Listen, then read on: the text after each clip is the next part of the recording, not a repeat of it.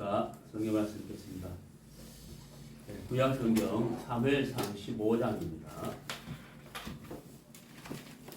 사무엘상 15장 1절부터 9절까지 읽도록 하겠습니다. 사무엘이 사울에게 이르되 여호와께서 나를 보내어 왕에게 기름을 부어 그 백성 이스라엘 위에 왕을 삼으셨은즉 이제 왕은 여호와의 말씀을 들으소서.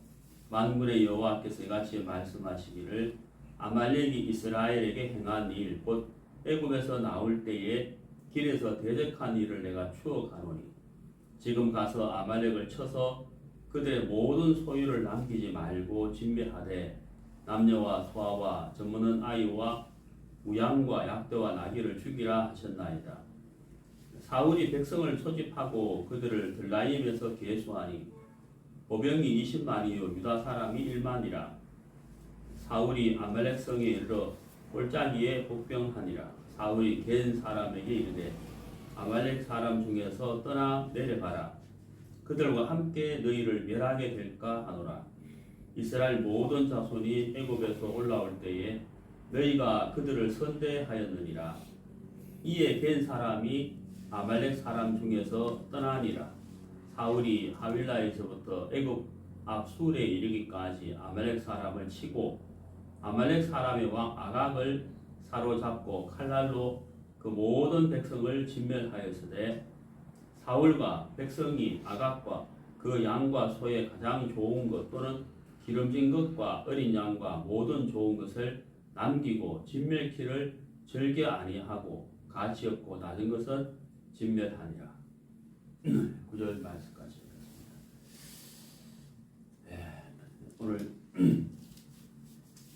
설교 주제는 오늘 순종입니다. 순종에 대해서 같이 교제하도록 하겠습니다. 참 여기 이제 그 22절에 보면은 순종이 제사보다 낫다 하는 말씀이죠. 하나님께 제사를 드리는 것보다도 하나님 말씀을 순종하는 것이 낫다 이런 표현이 있습니다만은 사실 우리가 이제 그 하나님에게만 그 순종하는 것이 아니라 또 부모에게도 순종하고 이 순종이라는 이 단어 자체가 참 좋은 거잖아요. 그런데 이제 불순종한다, 거스린다, 뭐 대적한다 이러면은 참 그 좋지 않죠. 결과도 좋지 않는데 우리가 이제 그 구약이든 신약이든 하나님께 복을 받은 많은 믿음의 그 선진들의 생애를 성경을 통해서 보면은 그들은 하나님의 말씀에 순종하고 말씀을 믿고 말씀을 의지해서 신앙을 했다는 것을 이렇게 알 수가 있습니다. 그래서 참 우리가 이 말씀에 이 순종을 하고 말씀의 인도를 받는 것이 정말 아름답고 복된 것입니다. 하지만 그걸 알면서도 이제 순종하지 못하는 경우가 사실 많죠. 그 이유는 오늘 이제 우리가 사무엘상 15장을 통해서 사울을 통해서 보면 왜 불순종을 하는지를 알 수가 있습니다. 그래서 우리가 이 사울의 생애를 보면서 정말 이런 경우에는 이렇게 불순종이 되는구나 하는 것을 우리가 배우면서 교훈을 받으면서 우리가 순종하는 삶을 사는 것이 이렇게 중요하다고 생각을 합니다. 우리가 이제 이 아브라함의 생애를 이렇게 보면은 참 그 아브라함이 약속을 받고 본토 친척 아버지 집을 떠나서 하나님이 지시하는 곳으로 가게 되죠. 하나님이 아브라함에게 열방을 유업으로 주겠다, 많은 민족을 주겠다라고 약속을 했지만 사실 아브라함이 이제 그 말씀을 듣고 그 말씀 인도를 받아서 본토 친척 아버지 집을 이렇게 떠났습니다. 하지만 아브라함의 삶을 자세히 이렇게 보면은 참 그 믿음이 없는 그런 모습들을 성경에서 이렇게 볼 수가 있어요. 하지만 결국은 믿음의 사람이 됐고 또 그를 통하여 하나님의 이제 민족을 이루어주는 그런 큰 이제 복을 받게 됐죠. 근데 이제 이 아브라함이 하나님이 아브라함에게 복을 주셨다는 거예요. 우리 창세기 12장에 보면은 하나님이 아브라함에게 약속을 주시잖아요. 그리고 아브라함은 그 약속의 말씀의 인도를 따라서 본토 신적 아비집을 이렇게 떠나게 되고, 그리고 이제 아브라함은 하나님의 말씀에 속한 삶을 살면서 이제 이 복을 받게 되는 것을 볼 수가 있습니다. 우리가 12장을 창세기 12장을 잠깐 이렇게 보면요. 네, 창세기 12장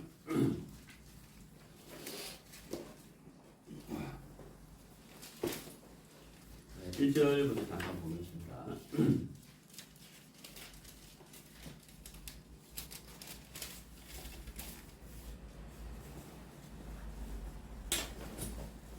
여호와께서 아브라함에게 이르시되 너는 너의 본토 친척 아비집을 떠나 내가 네게 지시할 땅으로 가라.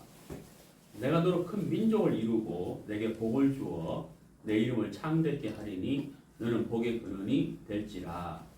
너를 축복하는 자에게는 내가 복을 내리고 너를 저주하는 자에게는 내가 저주하리니 땅의 모든 족속이 너를 인하여 복을 얻을 것이니라 하신지라. 자, 4절을 보시면요. 이 아브라함이 여호와의 말씀을 쫓아갔고, 여기서요. 자, 우리 이 4절을 한번 생각해 봅시다. 이에 아브라함이 여호와의 말씀을 쫓아갔고, 이렇게 돼 있잖아요. 자, 여러분 우리가 이렇게 이 문맥상으로 볼 때는 굉장히 단순하게 보이죠. 이제 말씀을 들은 아브라함이고, 그렇죠? 1절과 3절, 1절에서 3절은 하나님이 아브라함에게 말씀을 하셨고, 말씀을 들은 4절의 아브라함은 이에 아브라함이 여호와의 말씀을 쫓아갔다. 그러니까 말씀을 다 듣고 난 다음에 아브라함이 말씀을 쫓아갔다는 거예요. 이게 굉장히 단순하게 보입니다만은 우리가 조금 생각을 이렇게 해보면은, 자, 하나님이 이제 말씀을 하셨어요. 그리고 하나님이 본토 친척 아비집을 떠나라고 말씀을 하셨고, 큰 민족을 이루겠다고 말씀을 하셨고, 또 아브라함을 복의 근원으로 삼는다고 하셨어요. 근데 이제 이것이 우리가 뭐 종이상으로 뭐 서면적으로 뭐 계약서를 쓴다거나 뭐 도장을 찍는다거나 뭐 사인을 한다거나 안에 뭐 보증이 있다거나 그런 게 아무것도 없다는 거예요. 다 단 하나 뭐예요? 그냥 말씀을 들은 거예요. 예. 그러면 이제 우리가 이에 아브라함이 여호와의 말씀을 쫓아갔고 이게 과연 쉽겠냐라는 생각을 제가 해보는 거예요. 네? 여러분 어떠세요? 여러분 전셋집에 이렇게 전세를 옮길 때 어때요? 어떤 집을 보고 우리가 이 집에서 전세를 팔겠습니다. 그럼 이제 복도방에 가서 이제 중개사한테 계약서를 쓰잖아요. 그 주인하고 그 계약서 쓰고 그 다음에 계약금 넣고 또 중대금 넣고 막대금 넣고 이렇게 하잖아요. 그러면서 이제 1대1의 관계가 아니라 그 중개상이 옆에서 보증을 쓰잖아요. 또 중개상은 또 보험에 가입이 되어 있잖아요.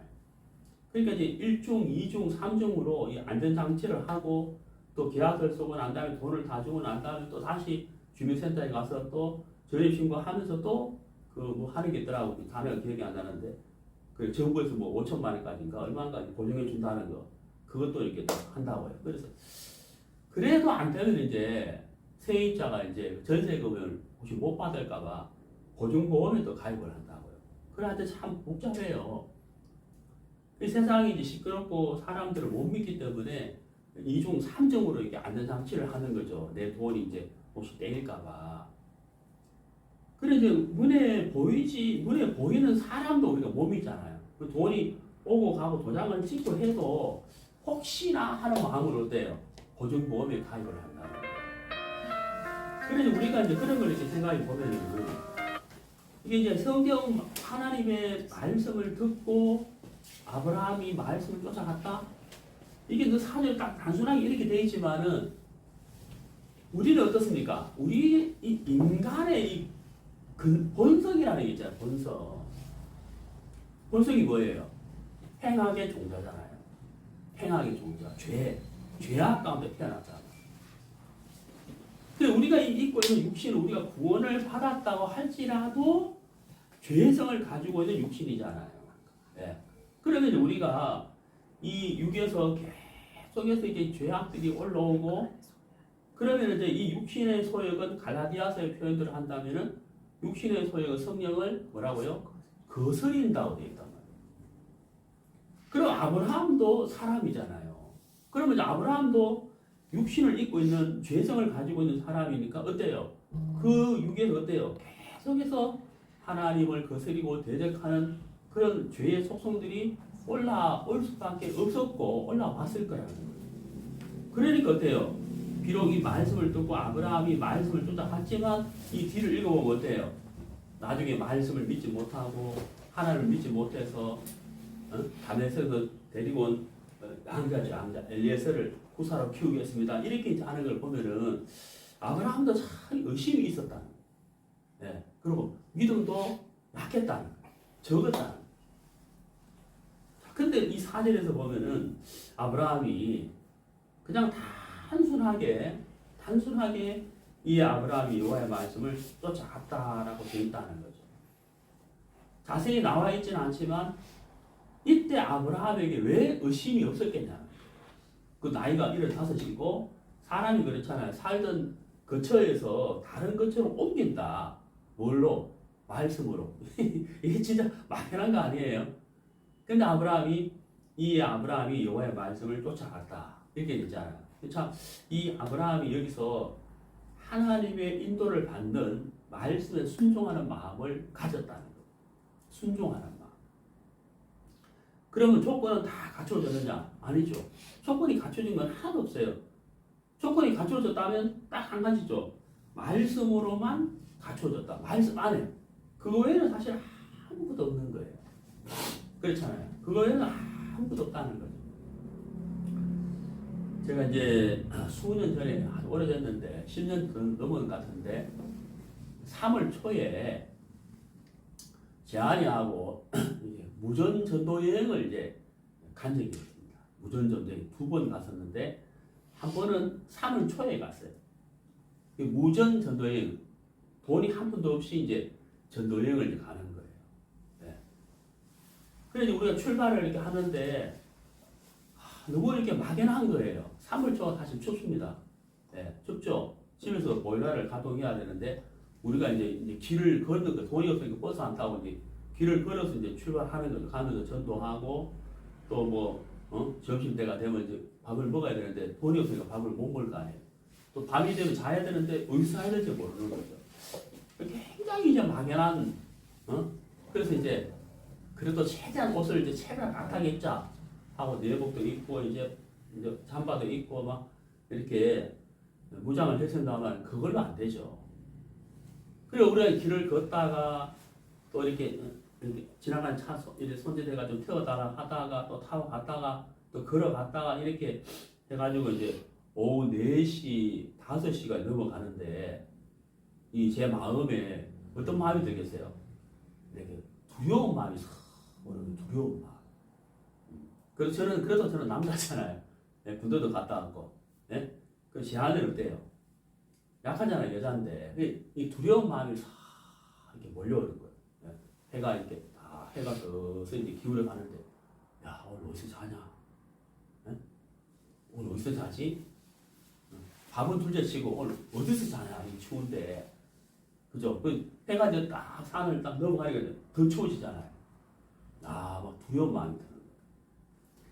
그러니까 이제 이 아브라함도 우리 일주일 전도 여행을 마치고 이제 집으로 가긴 갔습니다만은 아브라함도 내가 너를 복의 근원으로 삼겠다. 내가 너를 큰 민족을 이루겠다. 본토시 아들을 떠나라 이랬는데 이때 아브라함의 나이가 75이에요. 물론 지금 나이 감각은 좀 다르긴 하겠지만은 75에 살던 곳을 떠나서 가야 되는 거예요. 사실 굉장히 망연하지 않았겠냐. 뭘 믿고 뭐 근거 아무것도 없잖아요. 아무 근거가 없는 거예요. 단 하나 말씀을 의지해서 가는 거예요. 자, 우리가 여기서 아브라함도 끊임없이 자기의 생각이 올라왔을 것이고 불안도 했을 것이고 두려운 마음도 들었을 것이다 하는 거예요. 근데 이제 아브라함이 이 4절에서 그런 많은 복잡한 생각들이 올라왔겠지만 아브라함의 결정은 말씀을 순종하는 것이다. 말씀에 쫓아간 것이었다고 하는 거예요. 자, 그럼 여기서 이제 우리가 좀 생각해 볼 것이 있는데, 우리는 순종할 수도 있고 순종 못할 수도 있어요. 그리고 순종 안 할 수도 있어요. 네. 내 마음에서 하나님의 말씀보다는 내 눈에 보이는 형편이나 조건들이 좋아 보이고 옳아 보인다면 우리는 말씀보다는 내 눈에 보이는 것을 따라갈 것이고, 내가 가진 지식이나 경험이 말씀보다도 더 옳게 보이면 우리는 말씀을 따라가지 않고 내 지식과 내 경험을 따라서 갈 수밖에 없겠죠. 그렇잖아요. 그럼 그때는 우리가 순종이 안 되는 거예요. 불순종이 된다는 거예요. 결국은 우리가 하나님에게 순종하느냐 불순종하느냐 하는 이 문제는 하나님의 말씀이 얼마나 좋으냐 이런 데 있는 것이 아니고, 거기에 달려 있는 게 아니고 내 마음에 달려 있어요. 내 마음인데 그럼 어떤 마음이냐 하는 거예요. 결론적으로 말씀드리면 나를 믿는 마음. 나를 믿는 마음이 크면 클수록 우리는 말씀을 믿을 수가 없다. 순종할 수가 없다는 거예요. 그럼 우리 마음이 낮고 겸비하고 내가 나를 믿을 수 없다는 그런 겸비한 마음이 있다면 우리는 말씀을 순종하겠죠. 자, 성경을 찾아보시면은 열왕기상 16장을 보시겠습니다.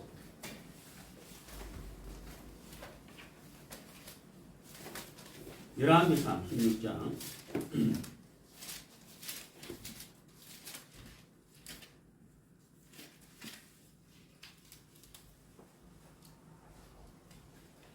열왕기상 16장 2절 내가 너를 진토에서 들어 나의 백성 이스라엘 위에 주권자가 되게 하였거늘 내가 여로보암의 길로 행하며 내 백성 이스라엘로 범죄케 하여 저희 죄로 나의 노를 격동하였은즉 이렇게 됐죠. 자, 여기 이제 하나님이 누구에게 지금 말씀하고 계시냐면 바하사에게 말씀하고 있어요. 그 1절에 나와 있죠. 바하사는 이스라엘의 세 번째 왕이에요. 근데 여러분 이 말씀의 내용이 간단하게 말씀드리면 너 왜 내 말에 순종하지 않느냐 이거예요. 그래서 내가 이제 화가 났다. 얼마만큼 막 이제 사람으로 말하면 머리 끝까지 났다. 이 격동이라는 표현이 있잖아요. 하나님이 굉장히 불편하다는 거예요. 왜? 순종하기 때문에. 죄송합니다. 불순종하기 때문에. 근데 이제 여기서 보세요. 하나님이 이제 이 바하사에게 왜 내 말을 듣지 않느냐라고 이제 책망을 하고 있잖아요. 꾸짖고 있잖아요. 꾸짖고 있는데 하나님이 말씀하신 그 내용이 뭐냐면 바로 2절에 내가 너를 어디에서 들어보세요? 예, 그 진토라고 돼요. 진토에서 들어 이렇게 됐잖아요. 이게 무슨 말이에요? 너는 흙이요 티끌이다. 응? 흙이요 티끌이다 이 말이에요. 너는 아무것도 아니라는 거죠. 하나님 우리를 만드실 때 흙으로 만드셨다고 했잖아요. 티끌. 예, 그냥 한번 날아가 버리는 아무것도 아닌. 그게 이제 우리 인생. 그러니까 여기서 하나님이 바하사를 책망할 때 무슨 말씀을 하시느냐면 바하사의 근본을 말씀하신 거예요. 제 말 이해가시죠? 근본. 너는 뭐다? 흙이다. 너는 흙이지 않느냐. 내가 너를 진토에서 드러냈다. 너는 흙이다. 티끌이다. 하면 다 날아가 버린 티끌과 같은 그런 인생인데 내가 너를 이스라엘의 주권자로 세웠다. 왕으로 세웠다. 이 말이 무슨 말이에요? 얼마나 영광이 되며 얼마나 감사한 일이냐 이런 뜻이잖아요. 근데 바하사는 그런 마음이 있어요 없어요? 없다. 없다는 거예요. 당연히 내가 왕이 돼야지. 내가 누군데? 내가 바하사인데. 당연한 거야 이런 마음이 든다는 거예요. 여러분 어떠세요? 우리가 어떤 물건을 하나 사잖아요. 뭐 휴대폰이라든지 차라든지 뭐 다 처음에 딱 사면은 막 어때요? 막 만져보고 예. 저는 차를 뭐 새거 사고 중고만 사봐서 잘 모르겠습니다. 새 차 보면 뭐 비닐도 안 뜯게 있잖아요. 어떤 사람 비닐도 안 뜯죠? 비닐 안 뜯고 계속 운행하잖아요. 아끼고 막 너무 신기하고 막 감사하고 막 행복하고 뭐 그렇잖아요. 근데 이제 한 달이 지나고 두 달이 지나고 내보다 좋은 차를 내가 친한 사람이 그리고 평소에 내가 좀 업신여긴 사람이 내보다 훨씬 더 좋은 차를 타고 딱 나타나세요. 그리고 우리 마음이 어떻게 돼요? 예, 무슨 말 이해가시죠? 그리고 우리가 이제 처음에 가졌던 마음을 끝까지 갖고 가기가 쉽지가 않는 것이 우리 인생입니다. 왜 그렇겠어요? 눈으로 보고 듣고 그렇죠? 만나면서 어때요? 참 많은 이야기를 듣고 많은 것을 보면서 어때요? 내가 가졌던 처음에 가졌던 마음이 점점 어때요? 이게 힘을 잃어버리는 거죠. 그리고 자꾸 어때요? 비교되는 마음을 가지고. 그리고 또 지난주에도 말씀드렸지만은 이 눈은 뭘 따라간다 그랬습니까? 욕심을 따라간다 그랬죠. 기억나시죠? 제가 지난주에 말씀드렸죠. 그리고 마음을 어때요? 나를 방종케 한다 그랬잖아요. 이게 육의 근본 모습이라고. 그러니까 내 눈이 어때요? 자꾸 이제 더 좋은 거, 더 예쁜 거, 더 큰 것, 이 욕심을 눈이 자꾸 욕심을 따라간단 말이에요. 그리고 봐서 어때요? 하나님 참 나를 왕으로 세우시겠구나. 내가 뭐냐? 흙인데, 이 신랑 같은 나를 하나님이 왕으로 세우셨구나. 정말 내가 이 이스라엘을 어떻게 다스릴고, 이 마음이 그대로 있었다면 어때요? 하나님의 말씀을 들을 때 봐서 어때요? 순종하겠어요? 불순종하겠어요? 예, 하고 이제 순종할 거라.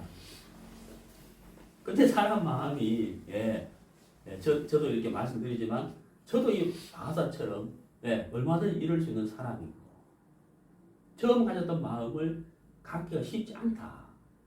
그럼 이 2절의 말씀이 하나님 비단 바사에게만 하시는 말씀이 아니라, 우리 모든 인생에게 하시는 말씀이잖아요. 너는 흙이다. 내가 너를 흙에서 이끌어내서 내 마음을, 내 복음을, 내 말씀을 너에게 주지 않았느냐. 내가 너를 구원하지 않았느냐. 흑암의 권세를 건져 사랑의 아들의 나라로 내가 너를 옮겨주지 않았느냐. 그 우리가 막 감사하잖아요. 네? 여러분 우리가 갓 구원 복음 듣고 막 구원 받았을 때 어떠세요? 야, 내 이 한 번 주를 위해 바치리라 하는 마음도 가졌을 거예요. 그렇죠? 근데 어떻습니까? 시간이 지나면서 정말 그 영의 것을 사모하는 마음보다는 점점 육의 것이 보이기 시작하는 그 순간부터 우리 마음에서 아주 불평도 생기고 불만도 생기고 그렇잖아요. 저도 그랬거든요.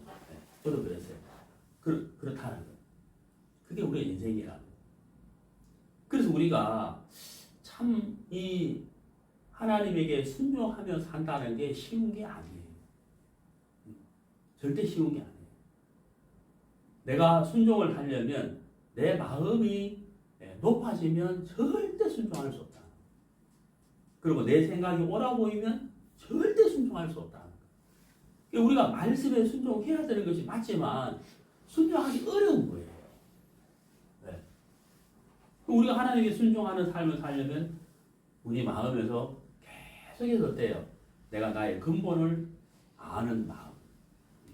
우리가 여기서 마음이 떠나버리면 우리가 순종할 수가 없다 하는 사실을 우리가 알아야 한다. 자, 성경 한번 봅시다. 시편 103편. 시편 103편.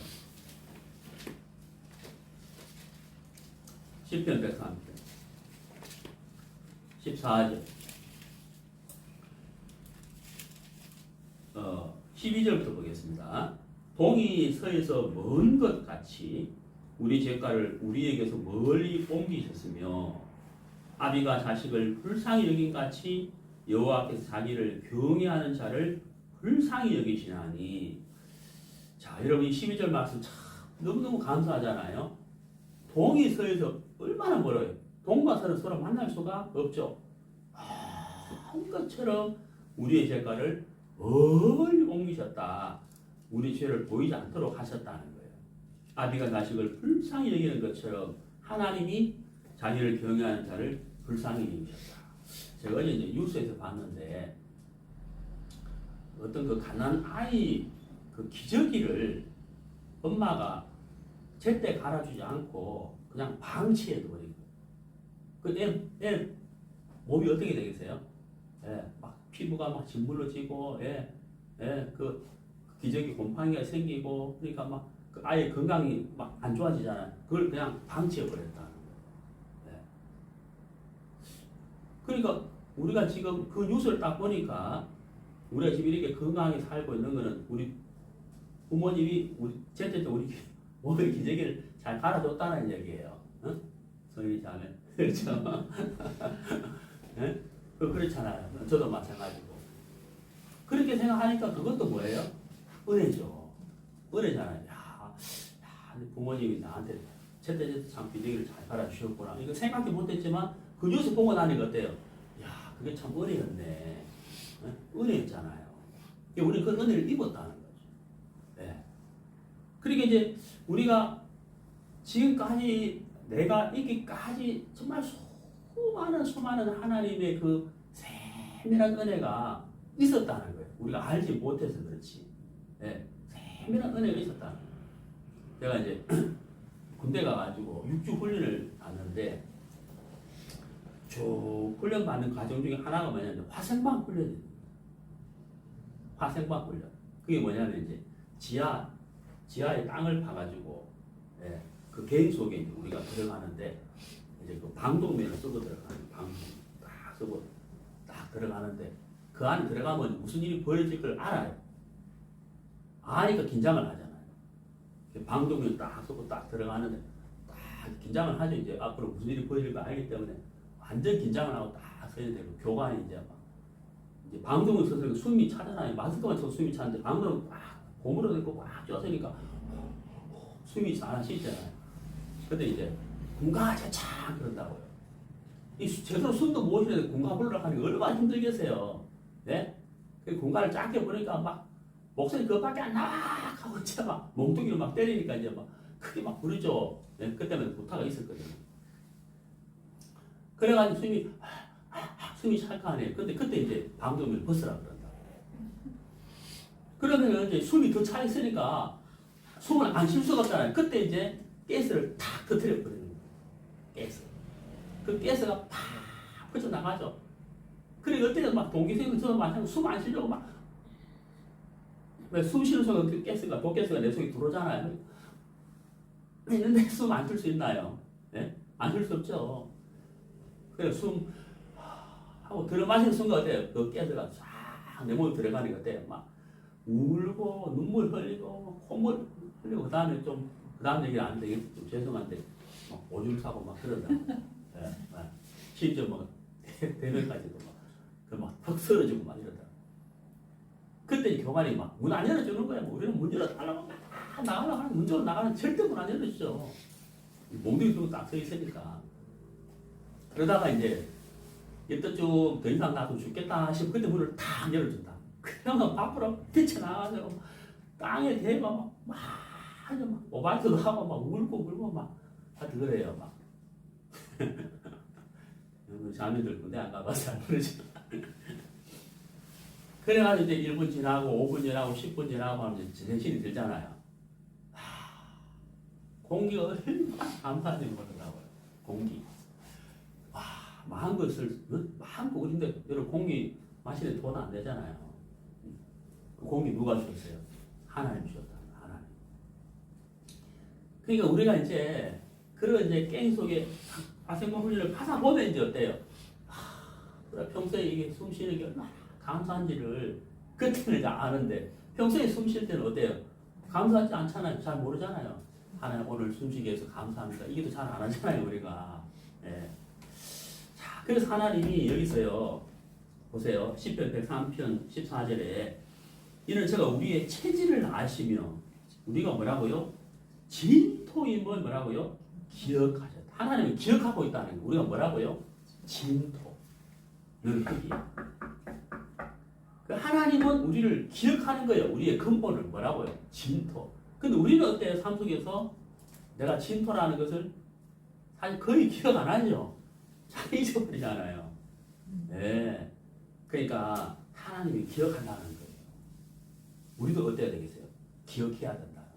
야, 내가 참 흙인데, 응? 내가 흙인데 하나님이 나에게 영혼을 불어 넣어 주셨고 구원도 주셨고, 예, 하나님 자녀 삼아 주셨고, 오늘도 말씀 듣게 하시고, 내가 오늘도 교회 올 수 있다는 게 참 감사하고, 우리 이걸 기억해야 된다. 하나님이 나를 진토임을 기억하시는데 우리도 그걸 기억해야 된다. 그렇죠. 그 다음 보세요. 15절. 인생은 그날이 풀과 같으며 그 영화가 들의 꽃과 같도다. 자, 16절 잘 보세요. 그것은 바람이 지나면 없어지나니 그곳이 다시 알지 못하거니와. 그렇죠. 꽃은 어때요? 너무 예쁘다. 지금 국화가 얼마나 예뻐요. 네, 국화. 우리 집에도 국화 이렇게 한바구니 지금 예쁘게 피어 있거든. 근데 그게 어때요? 일주일 지나고 한 달 지나고 그럴 때 어때요? 뒤들어 버리잖아. 네. 시간이 지나고 바람이 지나면 없어져 버린다. 참 우리도 그렇게 사라져 갈 인생인데 우리가 영원한 세계에서 영생을 누릴 수 있는 정말 그야말로 복을 우리가 누린 거잖아요. 이게 하나님의 긍휼을 우리가 입은 거라. 그래서 우리가 이런 것들을 이렇게 생각해 보면 정말 이 우주 만물을 지으시고 나의 창조자이시며 나를 긍휼히 여기시며 나를 진토에서 들어서 구원으로 인도하신 하나님의 자녀 삼아 하나님께 감사한 마음이 우리가 생기잖아요. 감사한 마음이 생기면 우리가 어때요? 순종이 돼요. 순종. 예, 하나님하고 이제 우리가 순종이 된다는 거예요. 옛날에 어떤 부잣집에 종들이 살고 있어요. 종들이 살고 있었는데 이 구약성경에 나와 있는 것처럼은 아니지만 이 주인이 이 종들이 때가 되면은 이제 자유를 줍니다. 자유. 그 어느 날 이제 그 자유를 얻고 이제 그 집에서 나갈 때가 됐어요. 나가기 하루 전날 이 주인이 종들을 불렀어요. 불러가지고 아침이죠. 이제 내일이면 자유를 얻는 거예요. 새끼를 꼬아라. 새끼를 꼬아. 오늘은 새끼를 꼬아라. 꼬을 수 있는 만큼 꼬아라. 그래 종들이 이제 집을 다 갖고 와가지고 집을 마당에 탁 붙여놓고 앉아가지고 이제 새끼를 꼬는 거예요. 새끼.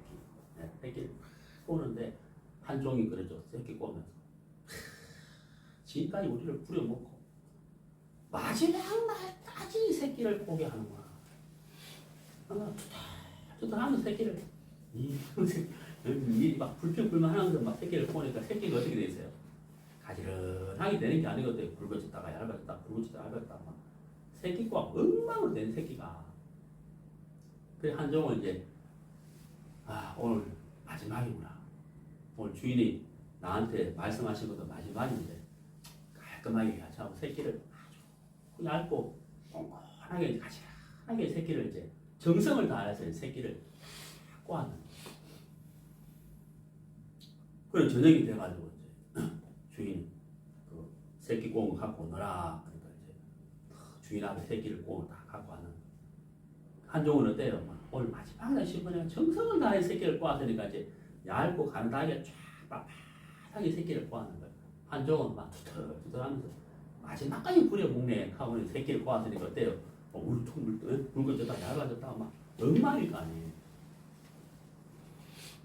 그 주인이 이제 그 새끼를 가지고 저기 광에 가면은 엽전이 있어.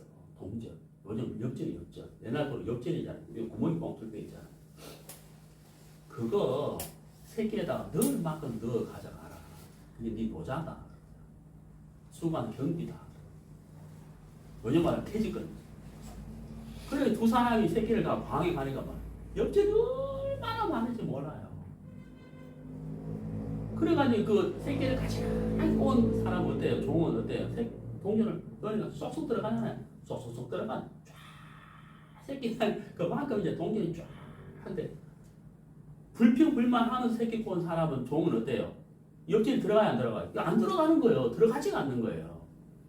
그리고 빈손으로 나갔다는 전설 따라 삼촌이 이야기가 있어요. 그러니까 우리가 이제 참 마지막까지 부려먹네 라는 마음을 가질 수가 있죠, 우리도. 여러분 어떠세요? 우리가 그런 마음 가질 수 있잖아요. 근데 어때요? 마지막이니까 마지막까지 잘해야 되겠네 이런 마음을 가질 수도 있죠. 근데 그 두 마음은 다 우리 마음속에 있는 거예요. 우리가 마음이 이렇게 높아지고 교만해지면 불평불만할 것이고, 우리 마음이 이렇게 낮은 마음이면 마지막이니까 끝까지 잘해야 되겠네 이런 마음을 가질 수가 있을 것이다 하는 거죠.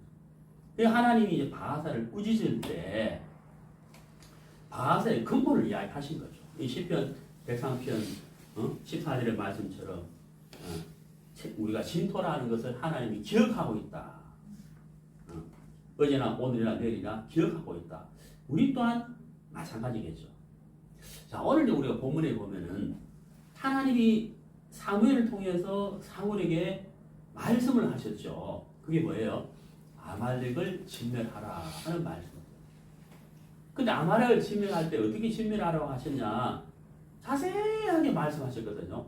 남자나 여자나 할아버지든 할머니든 가난 아이들 간에 진멸하라. 전부 다 아이까지 진멸하라라고 말씀을 하셨다고요. 그래 이 말씀을 사울이 사무엘을 통해서 들었는데 결과는 이제 불순종이에요. 가치 있는 것을 남기고 가치 없는 것을 멸했다고. 이게 이제 불순종인 거예요. 자, 이제 하나님이 그걸 보셨어요. 사울이 불순종한 걸 보시고 사무엘을 통해서 이제 사울에게 책망을 하시는데 어떻게 책망을 하셨냐? 자, 보시죠. 사무엘상 15장.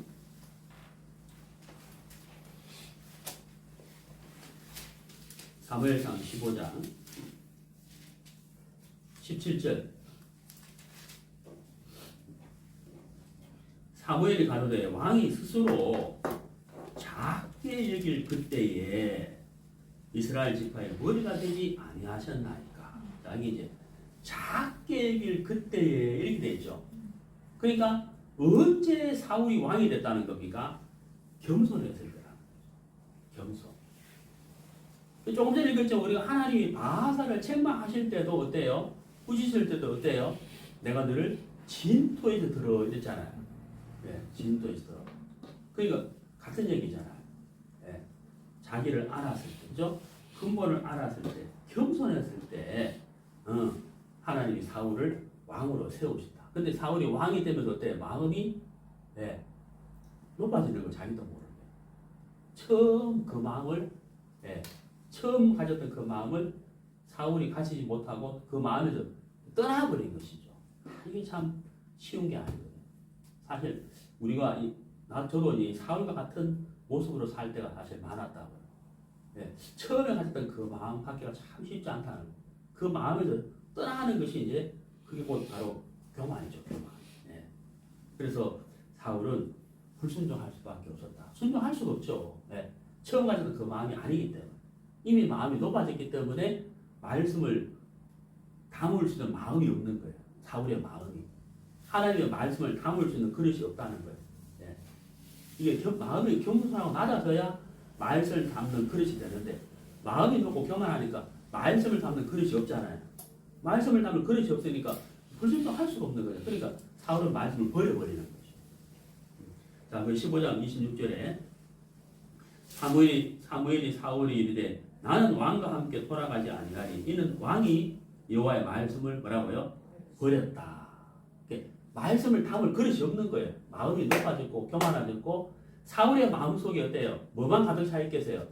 자기의 옳은 생각만 가득 차 있으니까 말씀이 들어갈 빈 공간이 없잖아요. 그래서 말씀을 사울은 버렸다는 거죠. 자, 시편 51편을 봅니다.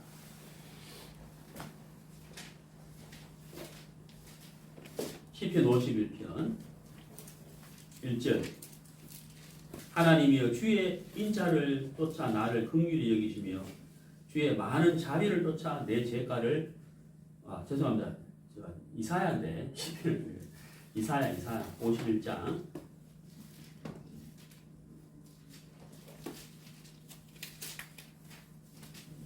이사야 51장 1절. 의를 쫓으며 여호와를 찾아 구하는 너희는 나를 들을지어다. 너희를 떠낸 반석과 너희를 파낸 우묵한 구덩이를 생각하여 보라. 자, 여기서 뭐라고 되어 있어요? 생각하여 보라. 뭘 생각하라는 거예요? 너희의 근본. 너희의 근본을 생각하여 봐라. 내가 너를 어디서 끄되었느냐? 내가 너를 어떻게 옮겼느냐? 어디서 옮겨냈느냐? 그죠? 그걸 생각해 보라. 그 다음 2절을 보세요. 너희 조상 아브라함과 너희를 생산한 사라를 뭐라고요? 생각하여 보라. 또 생각해 보라 그러죠. 1절은 뭐예요? 너희의 근본이고, 그렇죠? 근본을 생각해 보라는 것이고, 2절은 아브라함과 사라도 생각해 봐라. 아브라함과 사라도 생각해 봐라. 아브라함과 사라에 복을 주었는데 복을 주기 전에 아브라함과 사라는 어디에 있다는 거예요? 혈혈단신. 뭐예요? 무슨 말이에요? 아무것도 없었다는 거예요.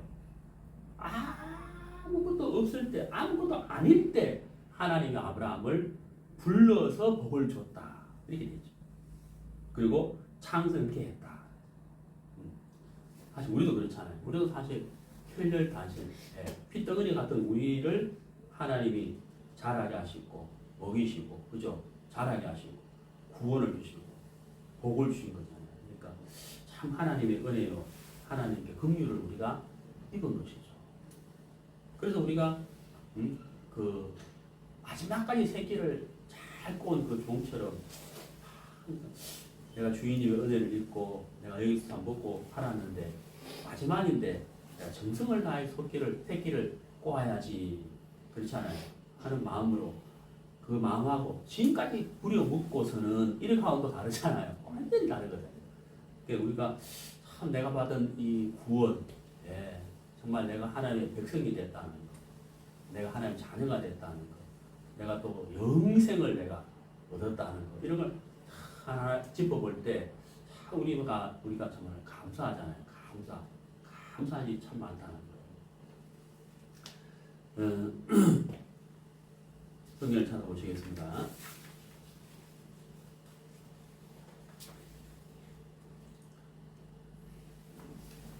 출애굽기 17장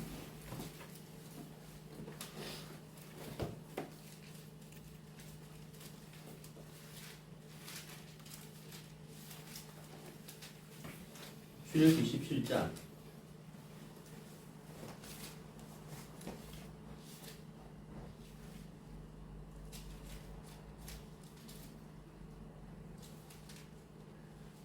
8절. 때에 아말렉이 이르러 이스라엘과 르비딤에서 싸우니라. 모세가 여호수아에게 이르되 우리를 위하여 사람들을 택하여 나가서 아말렉과 싸우라.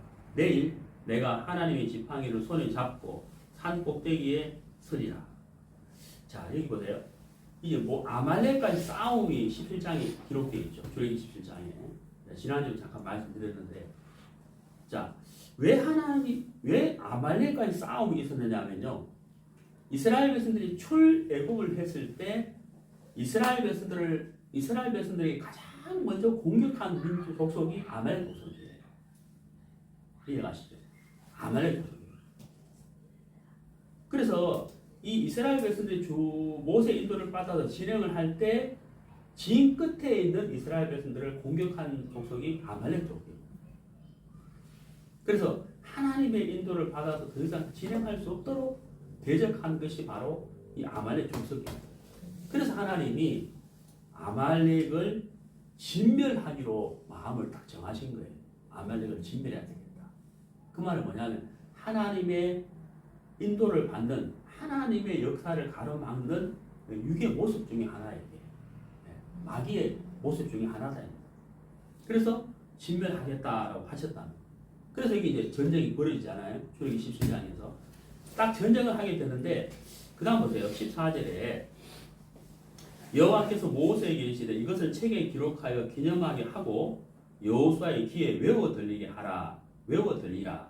내가 아말렉을 도말하여 천하에서 기억함이 없게 하리라. 사라지게 하겠다 이 말이에요. 네. 이것을 하나님이 사무엘에게 맡긴 거예요. 맞아, 사무엘에게 맡긴 거예요. 사무엘상 15장. 그러니까 이 출애굽기 11장의 이 내용을 보면서 이 사울은 정말 하나님으로부터 큰 사명을 받는 거죠. 네? 제 말 이해가지고 큰 사명을 받는 거예요. 천하에서 기억함이 없게 아니라 천하에서 없애버리겠다. 사라지게 하겠다. 이 막중한 큰 사명을 하나님이 어때요? 사울에게 주신 거라고. 사울은 엄청나게 큰 사명을 받은 거죠. 네. 근데 큰 사명을 이 사울은 불순종을 했다는 거예요. 제가 이제 중국에 2004년도에 간 거를 제가 기억납니다. 2004년 3월 달에. 그때 우리 큰애가, 제 큰애가 그때 중학교 1학년 들어가면 교복을 맞췄어요. 교복 맞춰가지고 입고 한 달 만에 중국으로 가버렸어요. 미리 알았으면 교복 안 맞췄을 건데, 돈 주고. 한 달 전에 미리 알려줬으면 교복 안 맞췄을 건데, 교복 맞추고 한 달 딱 입어보고 중국으로 가게 됐다. 그 중국으로 하라는 이제 명령을 딱 들었을 때 부담스럽더라고요. 부담스럽고 가기 싫은 마음이 막 생겨요. 왜냐하면 이제 저보다 먼저 중국 간 그 전도인들이 막 잡히고 쫓겨나고, 물론 제가 그 전에 중국 전도여행을 한 두세 번 갔다 왔어요. 선교사를 가기 전에. 그래 막 잡히고 쫓겨나고 막 그런 걸 내가 많이 봤기 때문에 하여튼 그러고 막 한국에 와서도 참 고생하시더라고. 쫓겨난 선교사님들이. 그래서 막 갈등이 되는 거예요. 갈등. 그또 우리 애들은 또 중국 가서 또 그 중국인 한족 학교에 들어가면 말을 또 못 알아먹을 텐데 우리 애들 또 고생할 건데 막 이런 막 생각들 그런 거 하니까 이제 좀 별로 안 가고 싶은 마음이 막 생겨요. 그리고 제 여동생이 저보다도 한 3년 전에 먼저 중국 선교를 가 있는 상태거든요. 그때 중국 무안에 있었다. 그래 여러 가지 갈등이 올라오면서 할 수만 있다면 안 가면 좋겠는데 이런 마음이 들었지만 갔죠. 네, 갔습니다. 네, 중국 신양으로 이제 갔다가 6개월 만에 잡혀가지고 장춘으로 이제 옮기게 됐는데, 그러니까 이제 참 내가 원하는 것이 있는데 내가 원하는 것 다른 말씀을 들으니까 갈등이 생기는 거예요. 그런데 내가 원하는 것이 강하면 나는 반드시 이렇게 살아야 되겠다는 것이 강할수록 말씀에 불순종할 수밖에 없다는 거예요. 그렇지 않아요? 하나님의 인도를 거부할 수밖에 없다는 거예요. 근데 우리가 여기서 한 가지 생각해 볼 것이 있는데요. 자, 욥기 봅시다.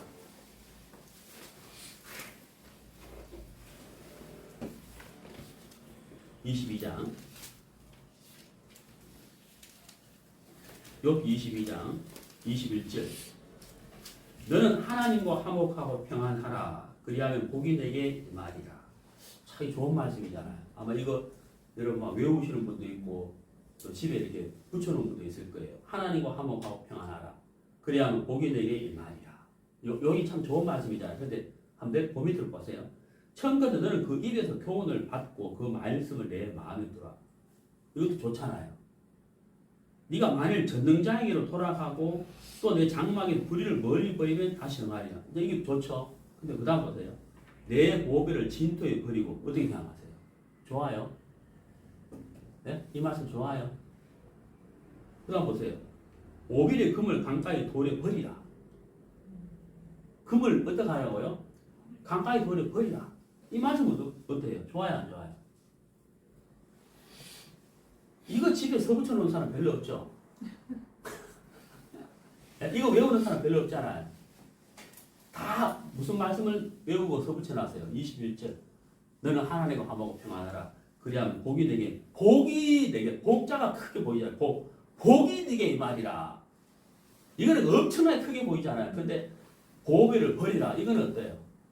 외우지도 않고 서붙여 놓지는 않잖아요. 여러분 편식이라는 단어 이제 편식. 밥 먹을 때 반찬을 골라 먹는 거잖아요. 말씀도 어때요? 21절은 너무 좋잖아요. 이 사전 어때요? 응? 보배를 버려라. 아, 이건 좀 갈등되죠. 고민되죠. 제가 군대에 가서 제대하기 한 달 전에 이 말씀 읽었다. 이 말씀 보면 너무 부담스러운 거예요. 버리라 하는 거예요. 근데 어떤 한자 성경 딱 덮어보면 읽기 싫어가지고 버리라 하니까. 저는 이제 사범대를 다녔어요. 사범대 대학에서. 교사 꿈이었다. 교사. 근데 이 말씀 딱 읽으니까 너 대학 버려야 돼. 이렇게 들리는 거야, 내가. 그래 들렸어요, 진짜, 그때. 그래, 얼마나 그랬죠. 아마 그때 제게 한 일주일은 성경 안 받는 것 같아요.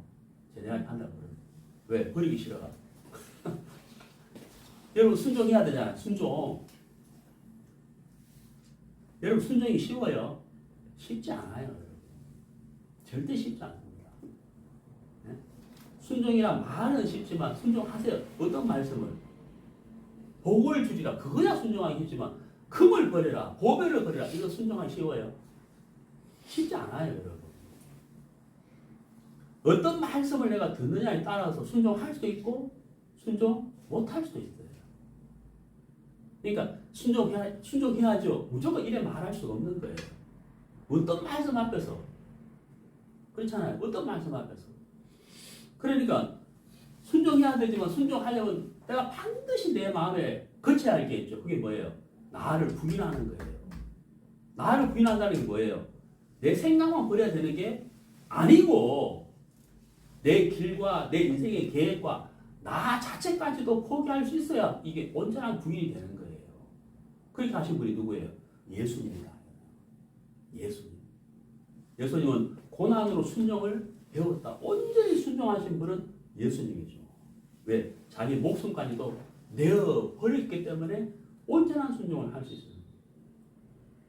그래서 제가 이제 이거 못하겠다. 성경책을 딱 덮고 책 안 봤어. 성경책 안 봤어. 근데 이 막으면서 자꾸 이 말씀이 떠나지가 않는 거예요. 버려라. 이게 막 떠나지가 않는 거예요. 다시 성경을 폈다고. 근데 고민의 말씀. 그리하면 되죠. 네? 그리하면 뭐라고요? 그 다음에 전능자가 뭐라고요? 보배가 되신다. 내가 가지고 있는 보배하고 하나님이 보배가 되시는 거하고 어느 게 진짜 보배예요? 그렇죠. 하나님이 보배가 되시는 게 이거 비교가 안 되죠. 내가 가진 보배하고. 맞잖아요. 그래서 제가 전도인의 길을 걷게 된 거예요. 이 말씀 보면서. 내 꿈을 버린 거죠. 내 꿈을 펼쳐라가 아니고 내 꿈을 버린 거죠. 네. 그때 버린 거예요. 자, 우리가 결과적으로 보면은 진짜 이 말씀대로 내가 참 많은 복을 받았죠. 많은 복을 받았죠. 그러니까 우리는 참 말씀에 순종해야 된다 하는 그 결론은 알지만 막상 어때요? 정말 보배를 버리고 내 길을 버리고 나의 것을 버리려고 할 때는 참 갈등이 될 수밖에 없다. 그때 우리가 나의 근본을 생각해 보고 나에게 복을 주신 하나님, 지금까지 나를 인도하신 하나님을 생각해 본다면 우리가 하나님 앞에 정말 내가 이 말씀도 순종해야 되겠다. 이걸 내가 받아들인다면 하나님 더 좋은 길로 나를 인도하시겠다 하는 믿음이 우리 마음에 생긴다. 그렇지 않으면 순종할 수가 없다는 사실입니다. 믿음이 없으면 순종 못한다는 거예요. 하나님이 나를 더 좋은 길로 인도하시겠다는 믿음이 없다면 우리 어떻게 순종할 수가 있겠냐는 거죠. 자, 성경을 찾아보시겠습니다.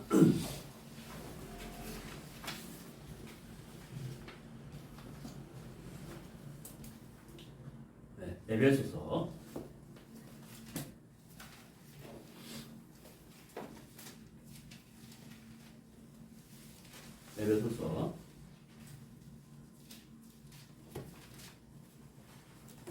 6장 1절 자녀들아 너희 부모를 주 안에서 순종하라. 이것이 옳으니라. 네, 우리가 이제 순종에 대해서 말씀을 드리는데 우리가 첫 번째 순종은 여호와의 말씀에 순종하는 거예요. 네, 하나님의 말씀에 순종하는 것이 첫 번째 순종. 두 번째는 부모에게 순종하는 거예요. 네, 나를 낳아주시고 나를 키워주신 부모님에게 순종하는 것이 자녀가 해야 할 마땅한 도리인 거예요. 네. 부모에게 불순종한다는 것은 바로 하나님에게 불순종하는 것과 같은 거예요. 그래서 부모에게 순종하는 것 참 중요한 것입니다. 마찬가지겠죠. 부모 앞에 내 옳고 그름을 내 좋은 생각을 더 크게 주장하게 되면 순종할 수가 없는 거예요. 부모에게 순종하라. 우리의 부모님을 하나님이 인도하고 계시다는 믿음을 가지고 부모에게 순종하는 것. 이게 자녀가 해야 할 마땅한 도리다 하는 거죠. 그리고 세 번째는 자 5장 22절 아내들이여 자기 남편에게 복종하기를 춥게 하듯 하라. 아내는 남편에게 뭐 하라고요? 네, 복종하라. 순종하고 복종하라 라고 되어 있습니다. 그래서 중요한 건 이 3절인데요. 남편이 아내의 머리됨이 그리스도께서 교회의 머리됨 것 같음이니 그는 그가 친히 몸의 구주시니라. 그러나 교회가 그리스도에게 하듯 아내들도 범사에 그 남편에게 복종할지니라. 남편들아 아내 사랑하기를 그리스도께서 교회를 사랑하시고 위하여 자신을 주신 같이 하라. 이게 뭐냐면 질서를 말하는 거예요. 하나님이 교회를 세우셨고 교회의 머리는 예수님입니다. 가정은 어때요? 네, 남편이 머리잖아요. 교회 질서를 말하는 가정도 질서가 있다. 결론적으로 말씀드리면 질서를 따라 살아야 된다. 이런 뜻이에요. 이해가시죠? 질서를 따라 산다는 것은 바로 뭐예요? 순종이라는 거죠. 네, 우리가 말씀에 순종하고 남편에게 순종하고 아내는 남편에게 순종이 아니잖아요. 그 남편은요? 이게 뭐라고 되어 있어요? 교회에 순종하는 거예요. 이 질서잖아요. 네. 그리고 자녀는 부모에게 순종하는 것이다. 이것이 이제 바로 우리 인생에 주어진 질서다. 질서를 따라 사는 것이. 그게 가장 아름다운 삶이라는 것을 이렇게 말씀드릴 수가 있습니다. 사울은 불순종할 수밖에 없었어요. 자기의 근본에서 그 마음이 떠나 있었기 때문에 불순종할 수밖에 없었다 하는 겁니다. 우리가 우리 자사주 우리가 우리 자신의 근본을 생각해 보고 이런 나를 복 주시고 구원해 주신 하나님께 늘 감사한 마음을 가지고 하나님 주시는 말씀을 따라서 순종하며 사는 것, 그것이 바로 하나님께 영광 돌리는 삶이다 하는 것을 말씀드릴 수가 있습니다.